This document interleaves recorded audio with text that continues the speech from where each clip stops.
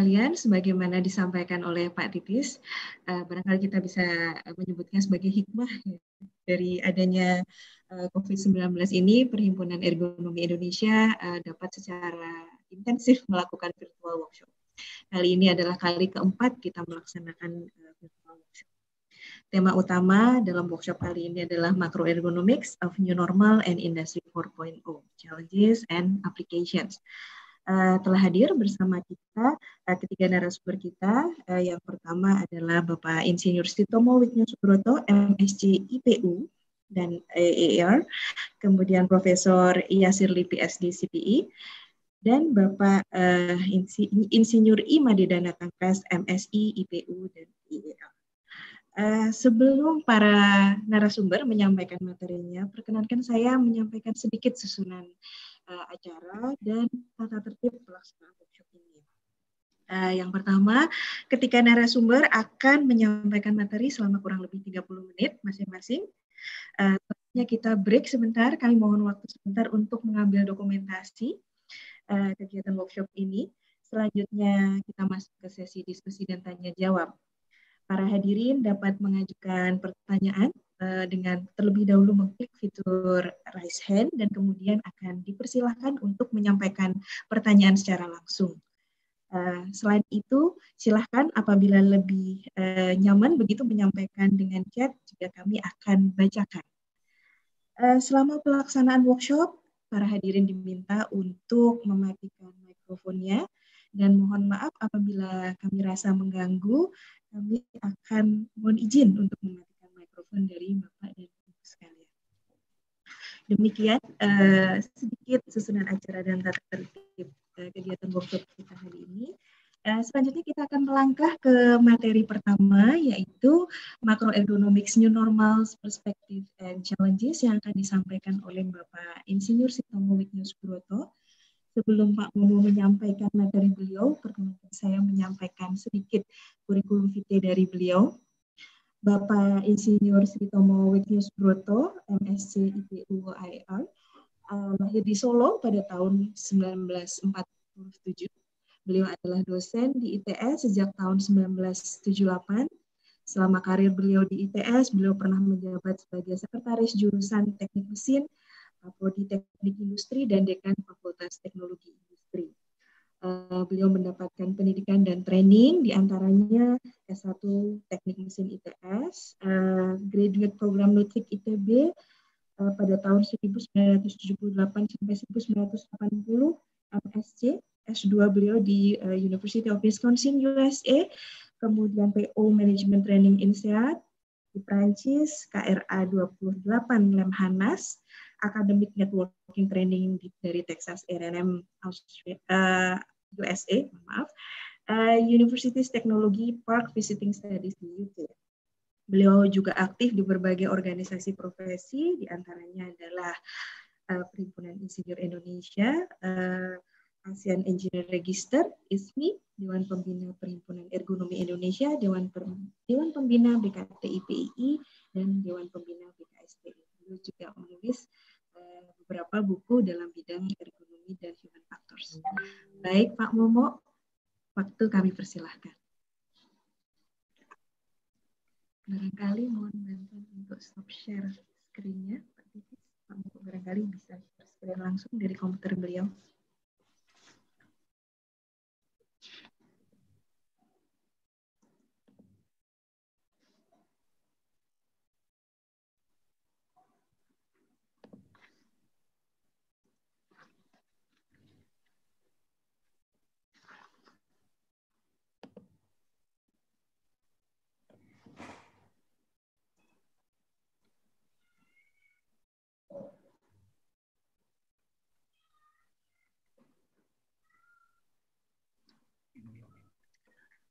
Oke.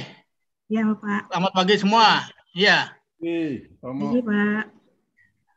Ya, saya mau menyapa Pak Madidana Tangkas. Ya, saya masih ingat kita pertama kali bicara masalah ergonomi berdua, ya, awal tahun 2000-an, ya. 20 tahun kemudian kita sharing lagi bersama di sini. Oke. Ya, Pak. Juga Terima kasih buat Perhimpunan Ergonomi Indonesia, Ketua Pak Prof. Yasserli, selamat dengan guru besarnya. Ya, saya tidak tahu guru besar ergonomi sudah ada berapa ya di seluruh Indonesia ini. Di USU, seingat saya ada 2 orang. Di UI ada Pak Prof. Hari Purnomo, ya di ITB. Prof. Iftikar, sekarang Prof. Yasserli, dan mungkin di beberapa tempat lagi, ya sudah banyak ergonomi ini mengambil posisi di berbagai perguruan tinggi. Di Udayana juga ada Prof. Adiatmika. Oke, saya akan coba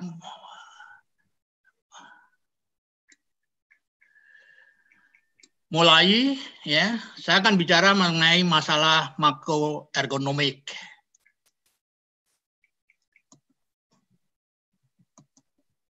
Ini kok macet ini. Nah, kalau kita bicara masalah ergonomik, dulu-dulunya kita sering menyederhanakan di dalam mendefinisikan ataupun di dalam mempraktekkan pemahaman kita mengenai ergonomik. Ya. Ergonomi seringkali dikaitkan dengan antropometri. Dan kalau kita bicara masalah antropometri, pembicaraan kita mengenai ergonomi selalu seputar bagaimana kita merancang kursi dan meja yang ergonomis. Ya. Dan kita semua tahu bahwa kursi yang paling ergonomis adalah kursi yang ada di Senayan sana, gitu ya. Mereka duduk lupa berdiri sampai tertidur saking ergonomisnya kursi di sana. Padahal kalau kita bicara masalah ergonomik itu lebih dari kita bicara masalah perancangan produk ataupun perancangan fasilitas kerja yang lain. Ya. Kita semua paham bahwa ergonomik adalah terkait dengan rancangan, dengan menempatkan manusia sebagai faktor penting di dalam kita mempertimbangkan rancangan kita tadi. Ya. Grandian mengatakan bahwa fitting the design to the man, bukan sebaliknya. Apa itu ergonomi? Kita seringkali menyebutkan secara simpel, sederhana, ergonomi adalah studi tentang kerja, ya, study of work. Dan kerja di sini adalah kerja yang terkait dengan manusia sebagai operator ataupun pelaksana kerja.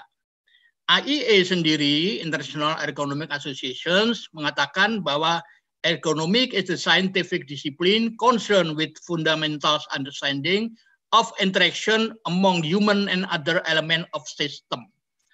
Jadi di sini perlu kita garis bawahi kata humans dan system. Ya. Kerja adalah sebuah sistem. Sistem manusia mesin adalah sebuah sistem yang paling mikro, ya, pada saat kita bicara tentang kerja. Dan tujuan kita menempatkan ergonomik sebagai faktor yang terpenting, elemen yang terpenting di sini adalah menempatkan manusia, ya, agar supaya di dalam proses kerja kita bisa mengoptimasikan bagaimana orang merasa nyaman, ya, dan aman serta sehat selama dia melaksanakan aktivitas kerjanya baik secara fisik maupun mental, ya. Dan di situ akan bisa mendukung performance sistem secara keseluruhannya. Nah, memahami ergonomik itu dengan fokus pada manusia, itu kita bisa membagi dalam 3 aspek. Yang pertama adalah aspek kognitif ergonomik. Apa yang dipikirkan, apa yang kita kenal sebagai cognitive abilities dari manusia hal-hal yang terkait dengan mental proses selama orang melakukan aktivitas kerja dari sisi pemikiran ataupun apa yang dia coba keluarkan, semua aspek kelebihan-kelebihannya, ya, manusia sebagai faktor utama di dalam sukses sebuah kerja. Dan yang kedua, kita bicara masalah physical ergonomic, ya. Mungkin studi-studi tentang ergonomik awal pertama kalinya itu lebih menekankan pada aspek-aspek physical ini, ya. Teman-teman dari kedokteran, ya, itu banyak bicara mengenai aspek-aspek physical ergonomik ini, ya. Dan yang terakhir adalah melihat ergonomik dalam skala sistem, yang kita menyebutnya dalam skala organisasi, karena orang bekerja di dalam satu sistem itu bukan dia kerja sendiri berinteraksi dengan mesin, ya, tapi sekumpulan orang bekerja dengan sekumpulan mesin atau teknologi, ya, untuk kemudian secara grup, secara bersama-sama, secara terorganisir, ya, terstruktur, sistematik, ya, mereka akan melaksanakan aktivitas dalam skala besar, ya, di luar skala sistem manusia mesin atau di atas skala sistem manusia mesin. Ini yang kita kemudian kenal sebagai makroergonomik, ya. Jadi makroergonomik, istilah yang lain yang lazim dikenal, dipakai itu adalah organizational ergonomics, ya. Kita banyak bicara mengenai bagaimana kita mengoptimasikan socio-technical system, ya, organisasi structures, policies, dan proses-proses melaksanakan kerja dalam sebuah sistem, ya. Nah, apa itu makroergonomik? An approach to the design of work system. Subdisiplin dari ergonomik that focus on the design of the overall work system. Ya, nanti akan saya coba jelaskan bagaimana kita mencoba bicara masalah ergonomi dalam skala yang lebih dari sistem manusia mesin saja, yang selama ini kita lebih banyak bergelut untuk melakukan penelitian ataupun membicarakan pendekatan-pendekatan ergonomi dari sisi sistem manusia mesin, ya.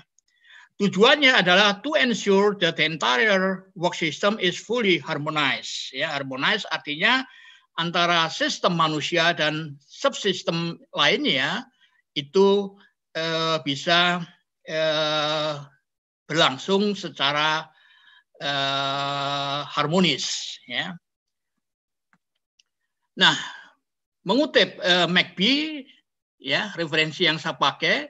Jadi kita itu bisa membagi sebetulnya pembicaraan mengenai ergonomi dalam dua pendekatan. Yang pertama adalah pendekatan mikro, ya, atau microergonomics, dan yang kedua adalah macroergonomics, ya. Microergonomics itu kita bicara masalah bagaimana pekerja, orang, workers, ya, itu berinteraksi dengan fasilitas-fasilitas kerja yang menjadi tugasnya, yang menjadi alat bantunya, ya. Dan kedua, kita bicara makro dalam skala pengaturan secara sistematis dan terorganisasi. Sebelah kanan itu adalah gambaran, ya, dari aspek mikro, perancangan tools, mesin dan sebagainya, sampai kemudian perancangan organisasi kerja dalam skala industri, skala yang lebih besar atau skala makro. Nah, jadi kalau kita melihat istilah ergonomi, orang kadang-kala menyebutnya sebagai human factors, ya. Tapi ada juga yang menyebutkan, kita orang teknik menyebutnya sebagai human factors engineering, rekayasa faktor manusia di dalam pendekatan-pendekatan teknis atau engineering. Jadi dalam micro levels kita bisa menjumpai misalkan aja studi-studi, penelitian-penelitian mulai dari physical design of tools, human machine interface, dan physical environments. dalam skala makro kita bicara masalah organizational design, job design, change management, yang di sebagian kita ya menempatkan pembicaraan mengenai makro level ini itu di disiplin yang lain, khususnya disiplin yang berkaitan dengan disiplin manajemen. Padahal selama di situ ada unsur manusia, human factors, mestinya kita para ergos ya itu juga punya kewajiban dan punya tanggung jawab untuk menempatkan aspek ergonomi di dalam perancangan-perancangan organisasi maupun perancangan pekerjaan atau job design. Nah, saya akan bicara mengenai balance faktor model di mana ergonomik mengambil peran. Ya. Jadi kalau kita melihat gambar ini, ya, saya akan mulai dulu dari task. Ya. Kemudian yang kedua tools atau teknologi, yang ketiga organisasi, yang keempat environment, dan yang terakhir kita akan bicara masalah human sebagai pengendali dari semua aspek kerja dalam skala makro ini. Ya. All element interact, anything in one will affect other element. Apa artinya itu? Setiap perubahan dari satu sub sistem ini atau elemen-elemen yang berinteraksi ini itu akan menyebabkan perubahan-perubahan atau menuntut perubahan-perubahan yang lain ya dari elemen atau subsistem yang lain ya. Dan setiap elemen-elemen sini itu subject to be changed. Dan peran manusia di sini adalah sebagai apa istilahnya itu ya sebagai pengendali, pengontrol ya dan menjaga supaya benang merah atau tali penghubung yang berinteraksi antara setiap sub-sub elemen ini akan tetap menegang dan kencang ya secara seimbang ya. Jangan sampai satu tarikan itu akan mengendorkan yang lain dan begitu juga sebaliknya ya. Jadi fungsi manusia di sini adalah menjaga keseimbangan itu. Apa yang terjadi kalau terjadi perubahan dan perubahan itu akan membawa apa yang kita kenal dengan istilah misfit atau kesalahan di dalam menjaga kesesuaian ini ya. Sebagai contoh misalkan aja kalau dari unsur manusia itu lack of skill atau knowledge base yang dituntut untuk menjaga keseimbangan. Misfit bisa terjadi apabila employee tidak setuju dengan kebijakan-kebijakan organisasi atau kebijakan-kebijakan manajemen ya. Teknologi itu tidak well suited for the workers ya atau task atau organizations. Kemudian organisasi juga bisa membahayakan atau terpengaruh dengan lingkungan yang berubah ya. Dan faktor-faktor lain yang bisa mempengaruhi kerja.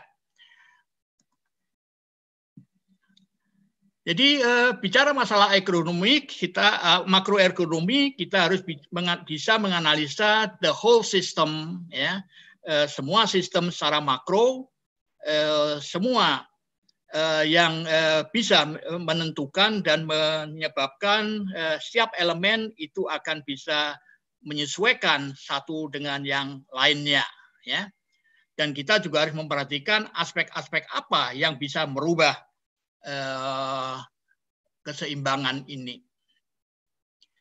Nah, yang pertama kalau kita bicara masalah task, ya, apa itu task? Task is a human effort exerted for a specific purpose. Ya, sebagai contoh menyapu lantai. Menyapu lantai itu bisa bersih kalau fasilitasnya, alatnya itu kita sesuaikan dengan manusia yang akan mengoperasikannya. Ya. Itu adalah task ya. Dan task itu biasanya akan diatur, ditata, dan akan dideskripsikan dalam job description pada saat kita melakukan job analysis dalam rangka job design. Ya. Jadi sebagai contoh ini yang sering kita lakukan di dalam studi-studi mengenai mikroergonomik. Ya. Bagaimana kita bisa menyuruh operator merubah cara kerjanya supaya tidak memunculkan persoalan-persoalan yang terkait dengan keselamatan atau kesehatan operator pada saat proses mengangkat ini. Ya. Dan untuk mengangkat ini ada teknik-tekniknya, ada cara-caranya, bisa dengan menggunakan tetap dengan cara manual atau dengan melakukan perubahan-perubahan memakai fasilitas-fasilitas kerja bantu. Yang kedua adalah tools teknologi. Ini subjek yang sering kali menjadi permasalahan pada saat kita harus merubah tata cara kerja dengan mengintroduksi mesin, alat bantu, ya, atau teknologi. Ya, kita nanti akan bicara masalah ini, terutama dua pembicara yang setelah saya ini, ya, bagaimana teknologi itu bisa mempengaruhi banyak perubahan-perubahan di dalam areal kerja dalam skala makronya. Yang ketiga adalah organisasi. Kita seringkali mengabaikan aspek organisasi ini.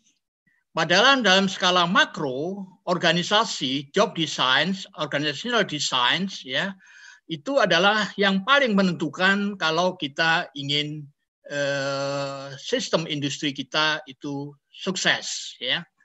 Kita seringkali menyerahkan aspek-aspek struktur organisasi ataupun budaya organisasi, ya, itu sebagai domain kawan yang lain. Ya.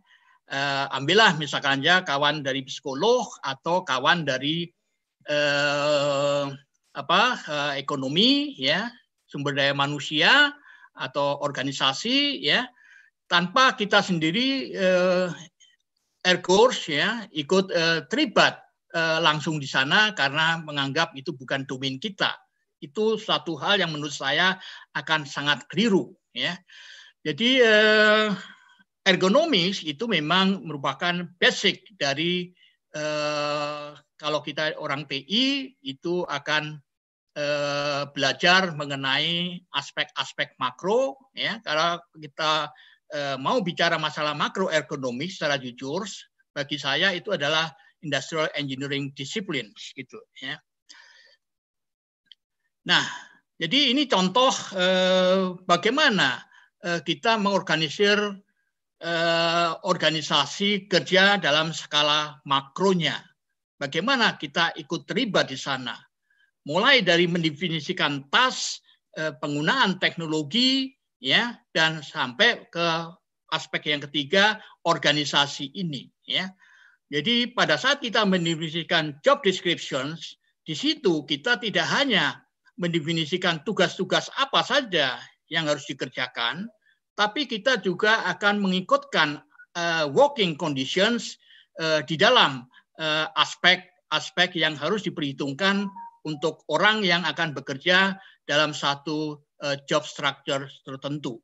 Dan di situ juga sekaligus kita menentukan job specializations atau job requirements, ya, orang yang tepat, yang cocok untuk melakukan aktivitas-aktivitas yang sudah kita desain dalam struktur maupun sudah kita rancang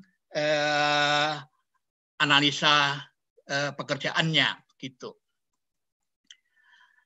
Nah, itu tidak, organisasi kita tidak hanya di internal satu industri atau dibatasi dinding-dinding pabrik, tapi kita juga sudah harus memikirkan aspek-aspek supply chain-nya, aspek-aspek di luar boundary dinding-dinding pabrik, ya, di luar batas dinding-dinding pabrik, ya. Karena interaksi antara satu industri dengan industri yang lain itu nanti juga akan menentukan sukses tidaknya performance dari sebuah industri yang kita coba bangun. Nah, yang keempat itu adalah environment, ya. Bicara masalah environment, kita bicara masalah properties dalam arti fisik dan juga sosial, ya. Lingkungan fisik dan lingkungan sosialnya. Bicara masalah lingkungan fisik, kita menghadapi isu global yang sudah diperingatkan kira-kira 30-50 tahun yang lalu, ya, mengenai global environmental issues. Ada dua hal isu yang sangat menyolok yang perlu kita perhatikan, ya, dalam skala globalnya, skala makronya. Yang pertama adalah pengurasan natural resources, dan yang kedua terkait dengan environmental pollutions atau environmental impact, ya. Ini semua sebetulnya kuncinya terletak pada population size yang semakin membesar, ya, demografi yang terus berubah, dan yang kedua adalah consumption per kapita yang juga seiring dengan consumption individu. Dan ini tentunya juga akan membawa problematik di dalam operasional manajemen dari industri. Ya. Nah, perkembangan-perkembangan ini tentunya juga perlu kita ikuti, terutama pada saat kita masuk ke era industri 4.0, ya, yang merupakan rentetan dari revolusi industri sebelumnya. Nah, yang terakhir itu bicara masalah human, ya, sebagai pengendali semua perubahan-perubahan dari elemen-elemen makro ini tadi, ya. Nah, kalau kita bicara masalah humans, ya, ini beberapa aspek yang perlu kita perhatikan, ya. Tadi saya bicara masalah aspek fisik dan aspek fisiologis, ya. Nah, aspek fisik barangkali itu masih lebih mudah untuk dikendalikan, lebih mudah untuk diatur, ya. Tapi aspek fisiologis inilah yang merupakan aspek yang dalam skala besarnya paling sulit untuk kita mengaturnya, ya. Contoh yang terakhir pada saat kita menghadapi epidemi COVID-19 itu, ya. Bicara masalah social distance itu adalah problem yang ternyata jauh tidak mudah kita lakukan dibandingkan dengan physical distance, ya. Physical distance bisa kita ukur. Kita harus berdekatan dalam jarak sekurang-kurangnya 1-2 meter begitu. Tapi kalau sudah social distance, bagaimana kita mencoba menerjemahkan dalam ukuran-ukuran itu. Ini problem yang sekarang kita hadapi, ya, di mana pandemi COVID itu sebetulnya bukan masalah fisik, ya, tapi lebih ke arah masalah non fisik. Dalam hari ini adalah behavioral factors-nya, ya, faktor perilaku. Nah, jadi kalau kita bicara masalah ergonomik, balik skala mikro makronya, inilah problem-problem dari manusia yang dan yang lain yang perlu kita perhatikan. Elemen-elemen manusia itu adalah elemen yang sangat penting. Kalau perubahan itu ada di teknologi dan sebagainya, dan pada saat kita melakukan perubahan itu sudah kita rancang dan buat skenario sebelumnya, maka kita akan bisa menempatkan semua perubahan dengan memperhatikan faktor kelebihan maupun kekurangan manusia. Problemnya adalah bagaimana kalau manusianya itu sendiri yang berubah, atau manusianya itu sendiri yang tidak mau berubah. Ada yang mau dan ada yang tidak mau, ya. Dan bagaimana kita bisa merubah manusia ini dengan memperhatikan aspek-aspek kelebihan maupun kekurangannya. Nah, ini problem kita kalau kita mau melakukan studi-studi yang terkait dengan makroergonomik. Kalau mikroergonomik gampang, ya, jadi merancang produk dengan memperhatikan antropometri manusia, kelebihan kekurangan manusia, ya, maka kita bisa membuat rancangan produk dan manusia yang kemudian bisa mengoperasikan karena semua faktor manusia sudah diperhatikan, dipertimbangkan dalam pendekatan-pendekatan rancangan tadi. Tapi kalau perubahan itu terjadi justru dari diri manusianya dan mesinnya harus menyesuaikan, ya, atau sebaliknya, nah ini yang menjadi problem besar kita, ya. Oke, saya akan percepat kita bicara masalah industrial ergonomic dan pemahaman kita akan new normals, ya. Jadi problem ergonomi kalau boleh saya ulang itu memang dalam penerapannya, implementasinya dalam industri kita akan mengenal dalam aras makro dan aras mikronya, ya. Dan aras mikro sampai dengan makro kita akan terkait nanti pada saat kita merancang sebuah sistem produksi atau sistem operasional, ya. Sistem produksi adalah sistem bagaimana kita bisa merubah raw material input, ya, mentransformasikan menjadi output yang kita inginkan, gitu, ya. Konversi nilai tambah dari input, proses, output, ya. Yang saya sering menggambarkannya dalam bentuk yang sederhana, ya, di mana sistem produksi adalah sistem merubah raw material input menjadi finished good product. Di situ ada satu proses produksi atau proses operasional. Ada dua catatan yang perlu kita perhatikan. Dalam proses produksi atau operasional itu, yang pertama ada proses transformasi, dan yang kedua adanya proses added value. Added value atau nilai tambah itu bisa terjadi kalau ada perubahan fungsi dari produk yang dihasilkan, ya, dari proses transformasi, dan adanya nilai ekonomis dari produk tadi. Proses produksi atau operasional tidak bisa berjalan dengan sendirinya tanpa ada proses manajemen.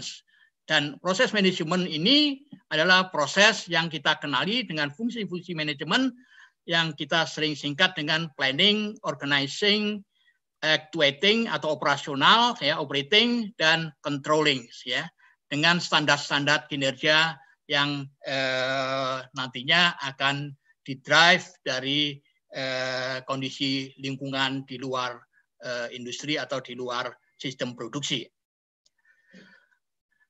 Saya beri satu contoh sederhana aja, bagaimana proses ini saling kait-mengkait, gitu, ya.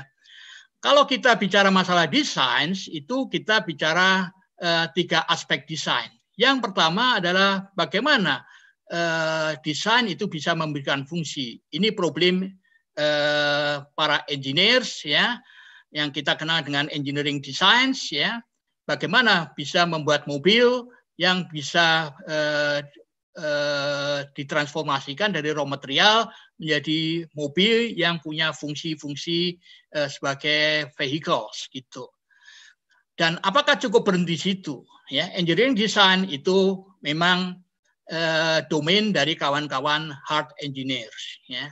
Kita sendiri industrial engineers atau ergonomics, ya, ergos, ya, itu punya tanggung jawab di desain yang berikutnya, yang saya menyebutnya sebagai industrial design, ya.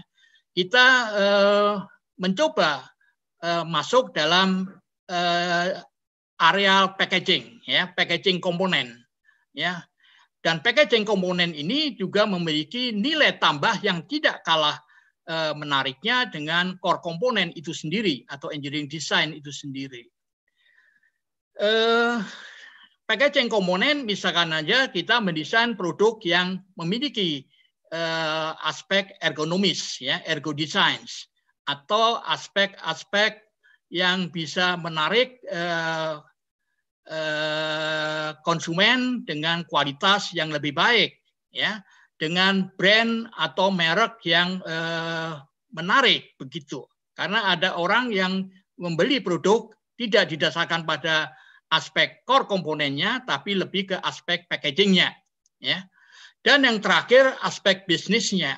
Tidak ada gunanya kita merancang produk, ya, bisa membuatnya, tapi tidak bisa menjualnya. Nah, ini sudah merupakan aspek bisnis engineering, business process engineering, atau business development. Ini Pak Made Dana itu akan banyak bisa nanti cerita bagaimana itu.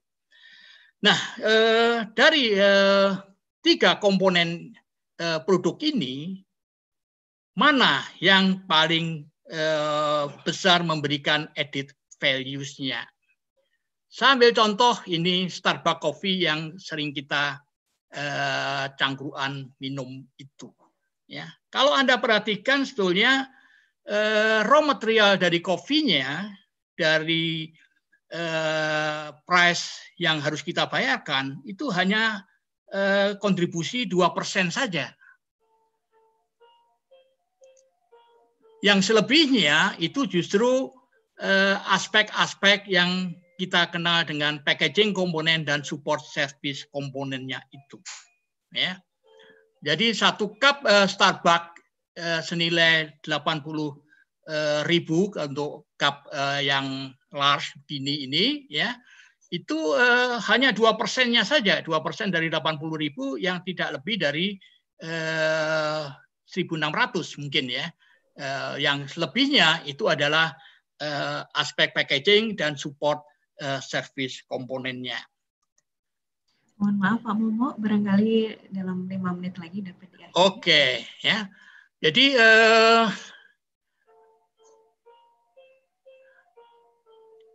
ini adalah gambaran dari production management, ya. Nanti silakan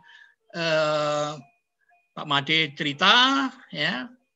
Nah, ini tingkatan-tingkatan sistem dari industri manufaktur, ya. Kalau Anda perhatikan dari aspek mikro makro, ya,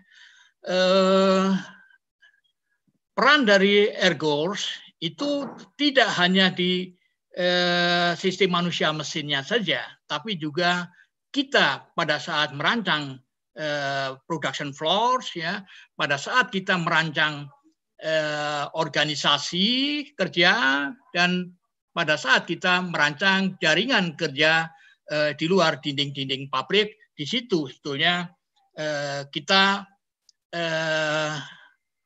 peran Ergors itu tidak punya batas, ya, unlimited, ya.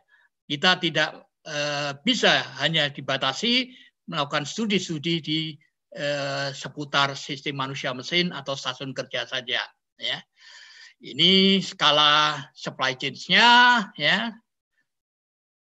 Nah, ini nanti Pak Made Dana Tangkas saya kira bisa menjelaskan lebih jauh, ya, fungsi dan peran kita, karena di sini saya mengadopsi dari apa yang dilakukan oleh Toyota Production System.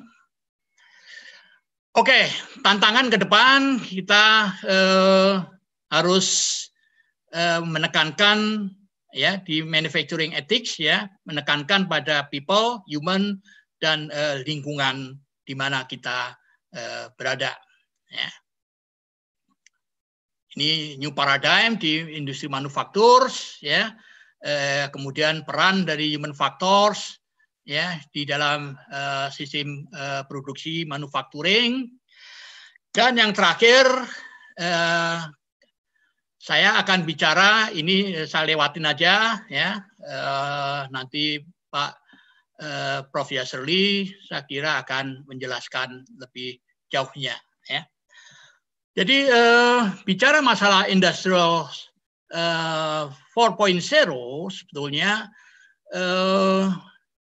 kalau kita melihat faktor manusia itu bukan hanya faktor yang ada di dalam sistem produksi, ya, tapi juga atau sistem industri, tapi juga faktor manusia yang ada di luar sistem itu sendiri. Dalam hal ini adalah consumers, ya, konsumen, ya.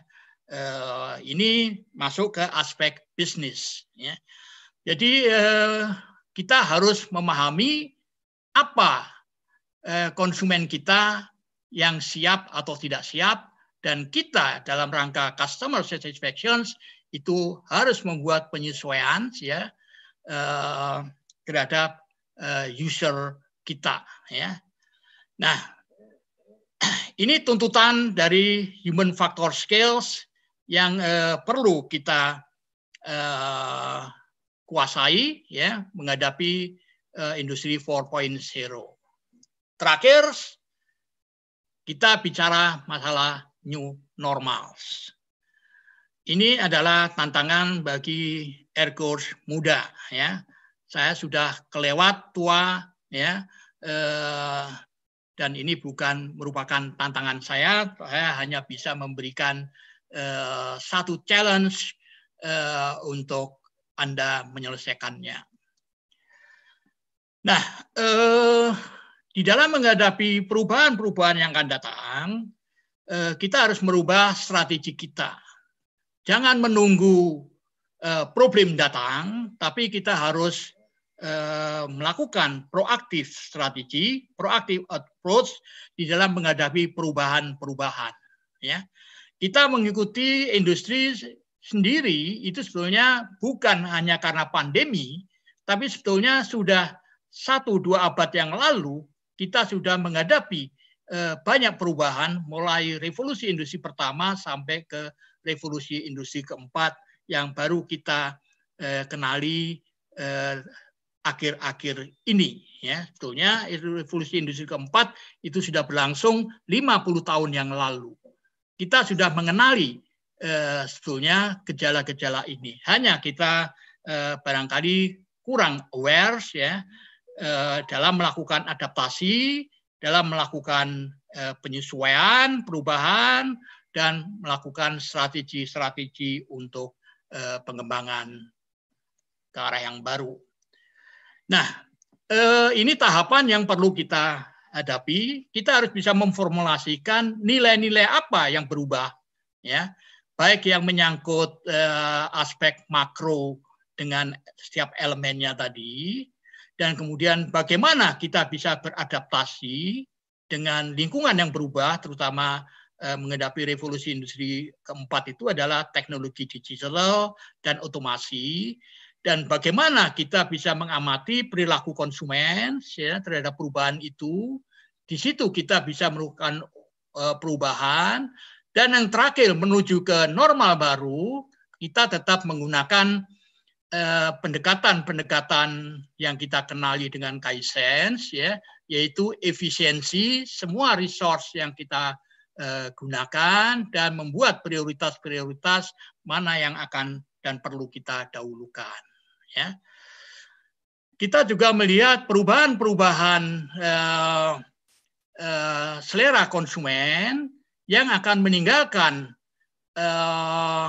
apa yang sudah kita lakukan selama ini, produk-produk apa dan servis apa yang sudah kita lakukan selama ini, dan mencoba menyesuaikan dengan hal-hal yang baru.